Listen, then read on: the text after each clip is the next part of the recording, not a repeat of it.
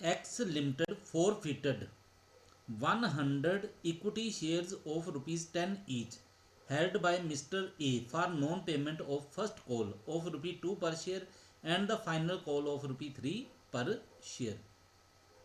These shares were reissued to Mr. B at a discount of rupee 3.50 per share. Give necessary journal entries.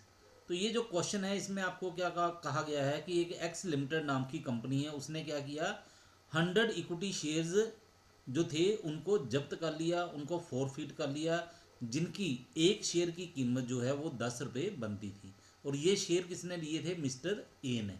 और mister A के ये जो share हैं ये जब्त क्यों किए गए, क्योंकि उसने फर्स्ट कॉल और सेकंड कॉल जो थी उसकी पेमेंट नहीं की थी। बाद में क्या किया गया, ये वाले जो शेयर थे ये मिस्टर बी को इशू कर दिए गए। ठीक है, और कैसे इशू किए गए, 3.5 रुपये डिस्काउंट के ऊपर। यानी कि ये जो शेयर इशू किए गए हैं ये इशू किए गए हैं 6 रुपये 50 पैसे प्रति शेयर के अनुसार। तो आपको कहा गया गिव नेसेसरी जर्नल एंट्री, इसके लिए जो भी जरूरी जर्नल एंट्री बनती हैं वो आपने करनी है। तो चलो अब इसका सलूशन करते हैं।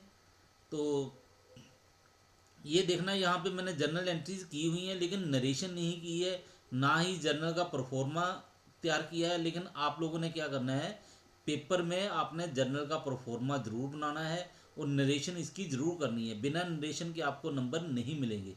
जर्नल का प्रोफॉर्मा नहीं बनाया होगा तो भी आपके मार्क्स कटेंगे। तो आपने जर्नल का प्रोफॉर्मा और नरेशन जो है वो ज़रूर तैयार करनी है। तो सबसे पहली एंट्री देखो हमारी क्या है, वो है शेयर कैपिटल अकाउंट डेबिट। ये जो शेयर जब्त किए जा रहे हैं उनकी एंट्री है, वो बन गई 1000 रुपया। 1000 रुपया कैसे बन गया, ये 100 शेयर थे, एक शेयर की कीमत बनती है 10 रुपये, तो इसकी शेयर कैपिटल बन गई 1000 रुपया। ठीक है, उसके बाद to share first call account. तो यहाँ पे हमने कौन से पैसे लिखने, जिस कॉल के या फिर अलॉटमेंट के जो भी हमें अमाउंट प्राप्त नहीं हुई है वो पैसे हम यहाँ पे लिखेंगे। तो पहले क्या लिखा, to share first call account. First call के पैसे कितने थे, ये थे 2 रुपये एक शेयर के ऊपर। ठीक है, तो 100 शेयर के ऊपर कितने बन गए, 200 रुपये। तो 200 रुपया फर्स्ट कॉल के ऊपर नहीं मिला। उसके बाद to share final call account, फिर उसके बाद फाइनल कॉल के ऊपर कितने पैसे नहीं मिले। फाइनल कॉल देखो कितने की है, 3 रुपये की। तो 100 शेयर के ऊपर कितना बन गया, 300 रुपया। तो 300 रुपया ये जो है वो नहीं मिला। उसके बाद है टू शेयर्स फॉरफिटेड अकाउंट। इसके बाद ये वाली एंट्री क्या है, शेयर्स फॉरफिटेड अकाउंट। इसका मतलब है कि ये वो वाली अमाउंट है जो कि जब्त कर ली गई। ठीक है, जिसका हरण कर लिया गया।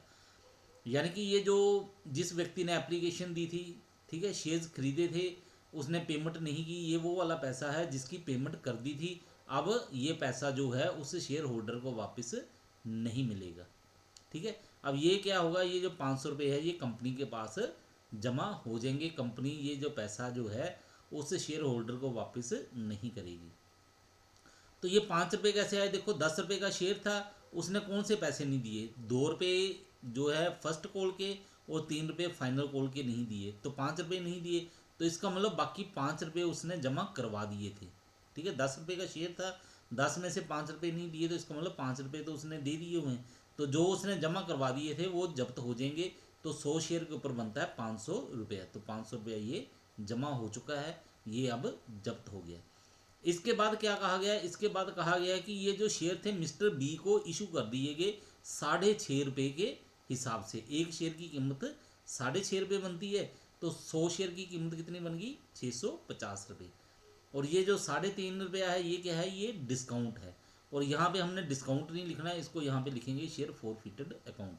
तो एंट्री कैसे बनेगी, बैंक अकाउंट डेबिट 650 रुपये, शेयर्स फॉरफिटेड अकाउंट डेबिट 350 रुपये, टू शेयर कैपिटल अकाउंट 1000 रुपया। ठीक है, तो कैपिटल 1000 रुपये की बनती थी, हमने 1000 रुपया लिख दिया। बैंक के 650 रुपया है और शेयर फॉरफिटेड का 350 रुपये।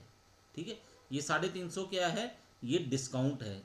ठीक है, जो इशू करते समय कम पैसे लिए गए वो वाले हैं। ठीक है, और ये पैसा जो है ये प्राप्त हो चुका है। इसके बाद हमने क्या करना है, अमाउंट को ट्रांसफ़र करना है कैपिटल रिजर्व में। तो ये वाला जो मेन पॉइंट है ये आपने अच्छी तरह याद रखना है, इसको सीखना है कि कैपिटल रिजर्व कैसे निकाला जाता है। जब भी आप पेपर में कोई न्यूमेरिकल सोल्व करते हो तो सबसे पहले आपका यही आंसर देखा जाता है कि आपने कैपिटल रिजर्व क्या निकाला है, उसके बाद फिर बाकी का क्वेश्चन देख के आपको मार्क्स दिए जाते हैं। तो ये जो कैपिटल रिजर्व निकालना है इसके लिए एंट्री बनेगी शेयर फॉरफिटेड अकाउंट डेबिट 150 रुपये टू कैपिटल रिजर्व अकाउंट 150 रुपये। अब ये देखो इस क्वेश्चन में शेयर्स कितने थे 100 और री इशू कितने किए गए 100, यानी कि जितने शेयर थे वो सारे के सारे री इशू कर दिए गए। ठीक है, तो अब अमाउंट देखनी है हमने जो कैपिटल रिजर्व में ट्रांसफ़र करनी है वो कितनी बनेगी। तो ये जो 100 शेयर थे इसमें अमाउंट कितनी फॉरफिट की थी, ये की थी 500 रुपये। ठीक है, और 500 रुपये में क्या हुआ 350 रुपये जो है वो यूटिलाइज कर लिए गए, यानी कि डिस्काउंट दे दिया गया। तो बाकी कितना पैसा बचा, बाकी 150 रुपये बच गए, तो वो हमने यहाँ पे कैपिटल रिजर्व में ट्रांसफ़र कर दिए।